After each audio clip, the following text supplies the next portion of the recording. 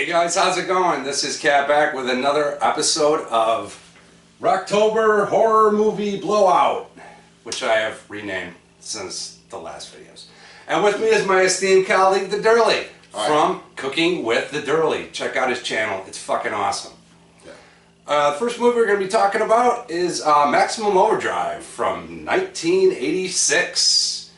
TheDoerle, what did you think about Maximum Overdrive? Well, you know, this is a classic Stephen King movie.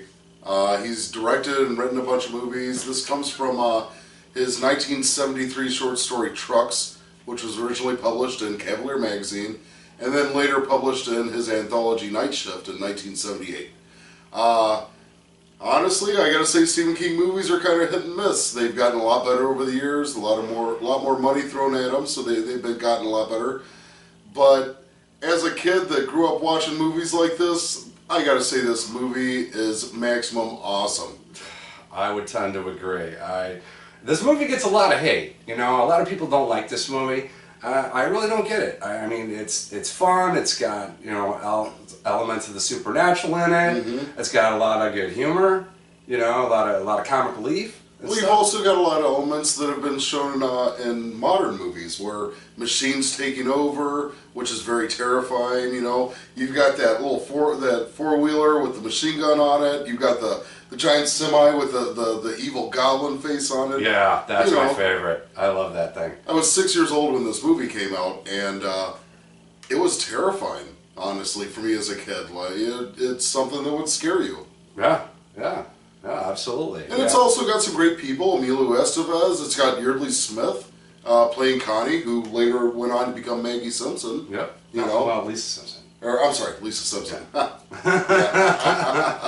A couple of things. I did some research on this movie, like I always do, and the reason AC/DC got to do the soundtrack is because Stephen King is a huge AC/DC fan. Which is awesome. Which is awesome. That was the first album I ever bought. The first tape I ever bought was AC/DC, Who Made Who, which is the soundtrack for Maximum Overdrive. Exactly.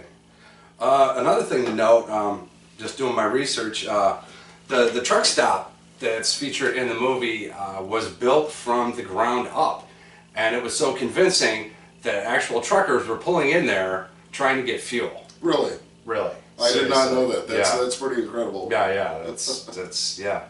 I thought that was really interesting. The movie for me, you know, like I said, I really like it. You know, I don't get the hate for it, and it only got a 5.4 on IMDb. Really? Yeah. That surprises me. Yeah. That really does. I mean, because it's not a bad movie at all. I mean, I watch it once a year. You know, it's great. Yeah, I love it. Oh, yeah, whenever I get the chance. I remember watching it on TBS as a kid all the time. Oh, yeah. When you don't get all the... You don't get all the naughty bits. Right, yeah. They cut it all out. Ted Turner's version of it. Yeah, right. At least he didn't decolorize it. Right. Because he's known for that. Right. Yeah, you know, it was a great movie. It's something that's worth watching. If you like horror genre with trucks and machines taking over, if you like Stephen King movies, if you want to see how they were translated to screen, I definitely recommend watching it. You know, it may not be for the casual viewer. You know, somebody looking for deep cinema, because it's not that. No, it's not. No. But it's not trying to be that. No. You know, it is what it is, and if you like it, great. If you don't, F But off. the whole story behind it, everything, it's trying to scare you in a different way. Right. And I like that. Yeah.